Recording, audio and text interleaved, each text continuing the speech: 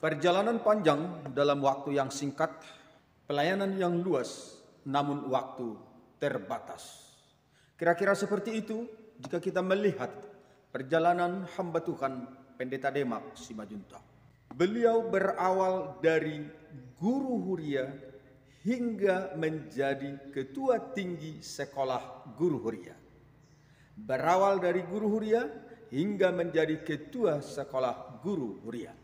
Pendeta Demak Simajuntak yang terlahir pada tanggal 22 Mei 1964 dan dipanggil Tuhan di sisinya pada tanggal 22 November 2020. Jika kita menelusuri perjalanan beliau dan pelayanannya dalam hidupnya. Berikut pelayanan beliau yang tercatat pada biodata beliau. Selama 10 tahun, beliau melayani sebagai guru huria atau guru jemaat, yakni mulai dari tahun 1985 hingga tahun 1995. Pelayanannya selama guru huria adalah di Gereja HKBP Sitorang, Gereja HKBP Nauli Sigupar, Gereja HKBP Gangsado Medan. Dari tahun 1995, beliau mengikuti tugas belajar di Sekolah Tinggi Teologi HKBP Pematang Siantar selama 5 tahun, terhitung dari tahun 1995 hingga tahun 2000. Begitu selesai dari pendidikan dari Sekolah Tinggi Teologi HKBP Pematang Siantar pada tahun 2000, pada bulan Januari hingga sampai pada bulan November tahun 2000, beliau menjadi staf khusus Sekretaris Jenderal HKBP di PR Raja Tarutung. Dan berikutnya beliau melaksanakan tugas kependetaannya, terhitung mulai dari praktek, mulai dari tahun 2000. Tahun 2000, beliau memulai praktek pendeta di HKBP Panambean Siursa. Menjadi pendeta persiapan resort Panambean Siurta. Kemudian menjadi pendeta resort Panambean Siursa. Pada saat itu beliau sambil mengikuti kuliah pasca sarjana. Dan berikutnya beliau menjadi dosen Sekolah Tinggi Bibelfrau di Laguboti, terhitung dari tahun 2006 hingga tahun 2009. Kemudian beliau menjadi dosen part-timer di pendidikan Diakones HKBP di Balige, terhitung dari tahun 2007 sampai 2009. Dan berikutnya beliau juga menjadi dosen part-timer di Sekolah Pendeta HKBP Sipoholon, terhitung sejak tahun 2008 hingga tahun 2009. Kemudian kembali melayani di gereja sebagai pendeta, yakni pada tahun 2010 hingga 2013 pendeta HKBP Resort Harapan Jaya. Berikutnya tugas beliau pada tahun 2013 sampai 2016, beliau diangkat menjadi wakil direktur dan sekaligus dosen STGH HKBP Seminar Sipoholon. STGH maksudnya Sekolah Tinggi Guru Huria. Dan sejak tahun 2017 sampai beliau dipanggil Tuhan, beliau ditetapkan menjadi Ketua Sekolah Tinggi Guru Huria HKBP Sipoholon. Beliau juga diangkat menjadi Ketua Komisi Teologi HKBP periode 2016 hingga 2020. Beliau juga aktif dalam pelayanan di luar gereja, yakni beliau menjadi Sekretaris Komite SMP Negeri 1 Huta Bayu Raja, Kabupaten Simalungun dari tahun 2003 hingga 2005. Kemudian beliau menjadi Sekretaris Tim Seleksi KPU Kabupaten Toba Samosir dari tahun 2008 hingga tahun 2013. Dan beliau menjadi anggota tim pemantau independen pelaksanaan UAN di Kabupaten Tobasa tahun 2007 sampai 2009. Dan berikut beliau menjadi pendiri dan ketua dan penasehat LSM Tamba Ulina, Komunitas Hamba Tuhan dan Masyarakat Peduli Bonapasogit, Kabupaten Tobasa, dari tahun 2008 hingga beliau dijemput Tuhan.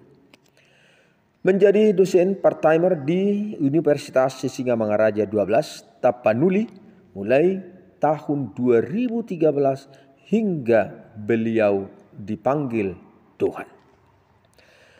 Dan masih banyak lagi saudara-saudara tugas-tugas yang dia emban. Hamba Tuhan ini juga sering terpanggil menjadi narasumber pada pembinaan-pembinaan. Antara lain, narasumber pembinaan Parhaladu HKBP Cengkring Tebing tahun 2007. Narasumber Kandepak Tobasa selama tahun 2008 hingga 2009. Narasumber pembinaan HKBP Resort Kampung Pon Tebing tahun 2007. Narasumber pembinaan HKBP Resort Simalingkar Medan tahun 2008. Narasumber Sinode Distrik Toba Hasundutan pada tahun 2008. Narasumber Parhaladu HKBP Resort PR Raja pada bulan Oktober 2009. Narasumber Parhaladu HKBP Purwakarta pada tahun 2010.